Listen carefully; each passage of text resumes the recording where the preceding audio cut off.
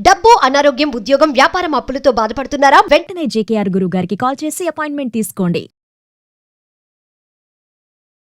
Hello నమస్తే, welcome to Suman TV. ప్రస్తుతం మనతో పాటు amphi certified mutual funds distributor అయిన పిఎస్ చంద్రశేఖర్ గారు ఉన్నారు. వీరితో ఈరోజు కొన్ని విషయాల గురించి మనం చర్చిద్దాం. హలో అండి, నమస్తే. నమస్తే. సో మ్యూచువల్ ఫండ్స్ లో మనం ఎప్పుడే కానీ ఇన్వెస్ట్ చేసేటప్పుడు ఒక మంచి పోర్ట్ఫోలియో బిల్డ్ చేసుకోవాలంటే ఎలా అండి?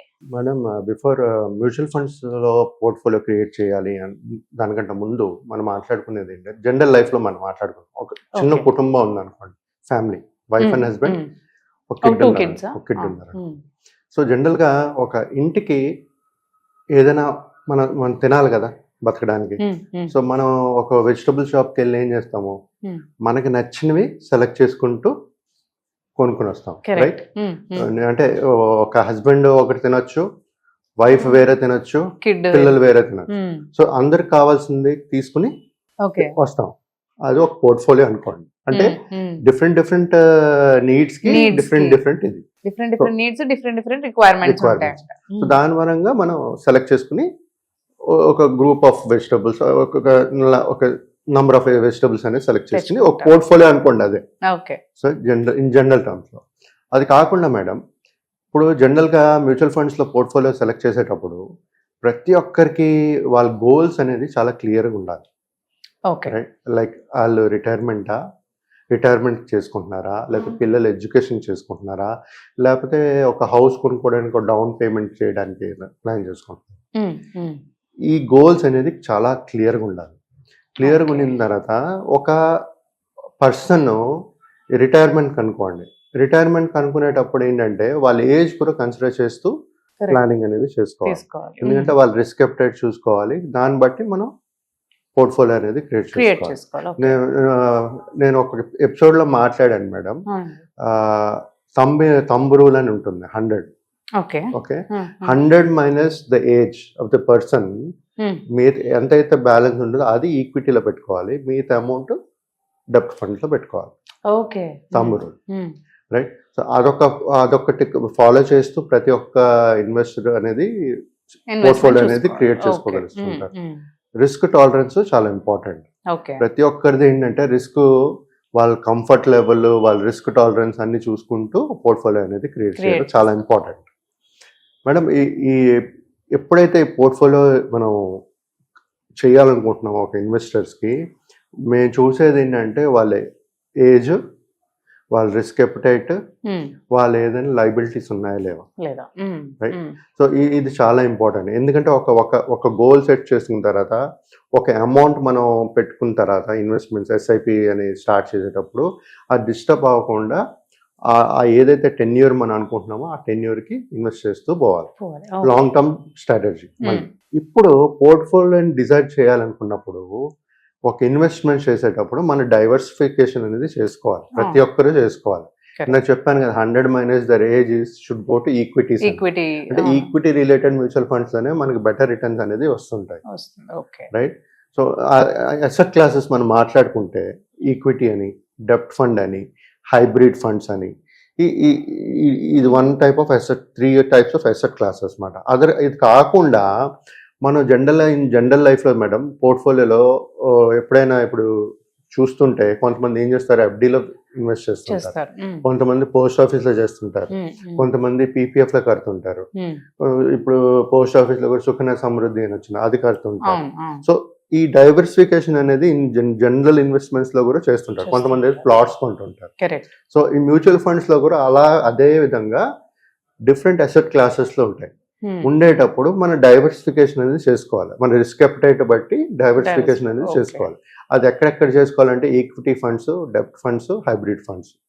ఇది కాకుండా కమోడిటీస్ కూడా చేసుకోవచ్చు మనం. కమోడిటీస్ అంటే గోల్డ్, సిల్వర్, ఇలాంటి అసెట్ క్లాసెస్ లో కూడా చేసుకోవచ్చు మేడం. ఈ మ్యూచువల్ ఫండ్స్ లో మనం కంపేర్ చేసుకుంటే ఎప్పుడైనా మన పోర్ట్ఫోలియో క్రియేట్ చేసేటప్పుడు 60 జనరల్ రూల్, 60-30-10. 60 ఏమో ఈక్విటీస్, 30 ఏమో డెబ్ట్, 10 ఏమో గోల్డ్. సో డైవర్సిఫికేషన్ చేసుకుంటారు. బట్ ఇంకోటి నేనేం చెప్పాను, ఏజ్ బట్టి కూడా, రిస్క్ అప్టైట్ బట్టి కూడా దీన్ని బట్టి చేసుకోవాలి. సో ఇప్పుడు అక్కడ ఏంటి, 40%, ఇప్పుడు 60 years అనుకోండి, 100 minus 60 is 40, right? 40 should go into equity. Equity funds Remaining 60 should go into debt and gold. So ఆ విధంగా మనం ఒక పోర్ట్ఫోలియో అనేది క్రియేట్ చేసుకుంటూ వాళ్ళు. ఇది ఒక్కసారి మనం ఇన్వెస్ట్మెంట్ చేసిన తర్వాత ఇది ఎప్పుడైతే మన గోల్ లాంగ్ టర్మ్ ఉంటుందో అసెట్ అలొకేషన్ చేసుకునేటప్పుడు పోర్ట్ఫోలియో రీబ్యాలెన్సింగ్ అవుతుంటది, మనకి రిస్క్ అనేది తగ్గించుకోగలుగుతాం. చేసుకోవచ్చు. ఎప్పుడైతే డైవర్సిఫికేషన్ చేస్తామో ఇది ఆటోమేటిక్ అవుతుంది. డైవర్సిఫికేషన్ చేయకపోతే ఏమవుతుందంటే మన రిస్క్ అనేది తగ్గించుకోవట్లేదు. మనం రిస్క్ తగ్గించుకోలేనప్పుడు మనం రిస్క్ తీసుకోగలమా లేదా అనేది ప్రతి ఒక్క ఇన్వెస్టర్ తీసుకోలేరు. రిస్క్ చాలా ఇంపార్టెంట్ ఇన్వెస్ట్మెంట్ చేసేటప్పుడు. తర్వాత మేడం ఈ పోర్ట్ఫోలియో ఇప్పుడు క్రియేట్ అయిపోయింది అనుకుందాం. ఓకే, ఒక ఇన్వెస్ట్ అయితే పోర్ట్ఫోలియో క్రియేట్ అయిపోయింది, వీళ్ళు ఇన్వెస్ట్మెంట్ జర్నీ స్టార్ట్ అయిపోయింది. సో ఒక్కసారి పోర్ట్ఫోలియో క్రియేట్ అయిపోయిన తర్వాత ఇన్వెస్ట్ అయిపోయినట్టుగా కాదు కదా, మనది ఎన్నో లాంగ్ టర్మ్ జర్నీ, సిచ్యువేషన్స్ మారిపోతుంటాయి. మన జస్ట్ 1 month బ్యాక్ చూడండి, tariff wars, trade war start అయింది, మార్కెట్ పడిపోయింది, కరెక్షన్ అయింది, మళ్ళీ ఇప్పుడు రికవర్ అయింది. ఇప్పుడు మళ్ళా సిచ్యువేషన్ ఎలాగుంది, పాక్ ఇండియా వార్ వచ్చేటట్టు మళ్ళీ అనదర్ సిచ్యువేషన్. సో నిన్న లాస్ట్ 2 days చూసుకుంటే, లాస్ట్ ఫ్రైడే థర్స్డే చూసుకుంటే మార్కెట్ డౌన్, ఇప్పుడు మళ్ళీ ఈ రోజు మళ్ళీ recovery. So situations, incidents we cannot predict. But ఎవరైతే ఎస్ఐపి సిస్టమాటిక్ ఇన్వెస్ట్మెంట్ ప్లాన్స్ చేద్దాం అనుకుంటున్నారో, చేస్తుంటారో, వాళ్ళ ఆలోచించక్కర్లేదు. ఎందుకంటే లాంగ్ టర్మ్ స్ట్రాటజీ కాబట్టి మనకి ఆపర్చునిటీ వస్తుంటది. అంటే మార్కెట్ ఎప్పుడైతే మనకి పడుతుంటుందో కాస్ట్ యావరేజింగ్ అవుతుంటుంది, నంబర్ ఆఫ్ యూనిట్స్ ఎక్కువ వస్తుంటాయి. So on a longer run wealth అనేది క్రియేట్ అవుతుంది. ఇలాంటి సిచ్యువేషన్స్ లో లంసమ్ గా ఇన్వెస్ట్ చేయడం అనేది కొంచెం ఆలోచించుకుంటూ చేయాలి.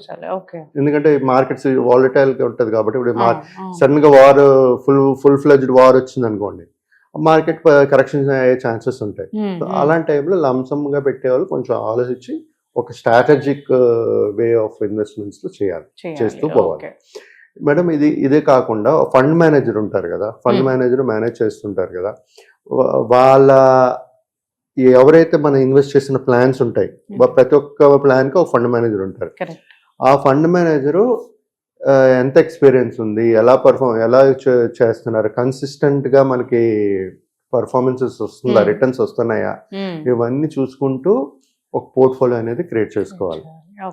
సో ఇదన్నీ పోర్ట్ఫోలియో క్రియేట్ చేయాలంటే ఒక లేమెన్ లేకపోతే ఒక ఎవరికైతే ఇన్ఫర్మేషన్ నాలెడ్జ్ ఉండదో కొత్త ఇన్వెస్టర్స్ కి, వాళ్ళు ఇలాంటి పోర్ట్ఫోలియోస్ అనేది క్రియేట్ చేయలేరు. సో మాలాంటి మ్యూచువల్ ఫండ్ డిస్ట్రిబ్యూటర్కి వచ్చేటప్పుడు మేము చెప్పగలుగుతాం, ఆ పోర్ట్ఫోలియో అనేది సజెస్ట్ చేయగలుగుతాము. వాళ్ళ గోల్స్ ని బట్టి, లేదంటే వాళ్ళ మీరు అన్నట్టు కిడ్స్ రిక్వైర్మెంట్స్ అవన్నీ డిస్కషన్ మూలంగా మనం తెలుసుకుని ఆ పోర్ట్ఫోలియో అనేది క్రియేట్ చేయగలుగుతాం. సో ఇలాంటి మంచి ఒక పోర్ట్ఫోలియో క్రియేట్ చేసుకున్న తర్వాత రెగ్యులర్ మానిటరింగ్ అనేది ఉండాలి. ఫండ్ పర్ఫార్మెన్సెస్ కన్సిస్టెన్సీ ఎలాగుంది, ఏంటి, మార్కెట్ అవుట్లుక్ ఎలాగుంటుంది. ఎందుకంటే ఇప్పుడు సినారియోస్ చెప్పాను, ఇప్పుడు ఇండియా పాకిస్తాన్ వార్, రేపు ఏమో తెలియదు, రేపు US China war, we don't know. కాబట్టి సిచ్యువేషన్స్ బట్టి మన పోర్ట్ఫోలియో స్ట్రాటజీస్ కూడా మారుతూ ఉంటాయి. సో ఈ పోర్ట్ఫోలియో చేసుకునేటప్పుడు మేడం మన పర్సనేజ్, రిస్క్ అపెటైట్, గోల్ చాలా క్లియర్గా ఉండాలి. మనకి ఎంత రిటర్న్స్ కావాలి అనేది క్లారిటీ ఉండాలి. ఎప్పుడైతే మన రిటర్న్స్ కరెక్ట్గా మనం పెట్టుకుని రియలిస్టిక్గా క్యాల్కులేట్ చేసుకోగలుగుతామో మన గోల్ అనేది ఫుల్ఫిల్ అవుతుంది. అదే అన్రియలిస్టిక్ రిటర్న్స్ పెట్టుకుని గోల్ ప్లాన్ చేసుకుంటే అది రాలేనప్పుడు మన గోల్ కూడా రీచ్ అవ్వలేము మనం. సో ప్రతి ఒక్కరు నేను చెప్పేది ఏంటంటే, ఒక పోర్ట్ఫోలియో క్రియేట్ చేసేటప్పుడు మీరు మీ గోల్స్, మీ రిస్క్ అపెటైట్, రిటర్న్స్ ఇంపార్టెంట్, ఎంత కావాలో క్లియర్గా ఉండండి.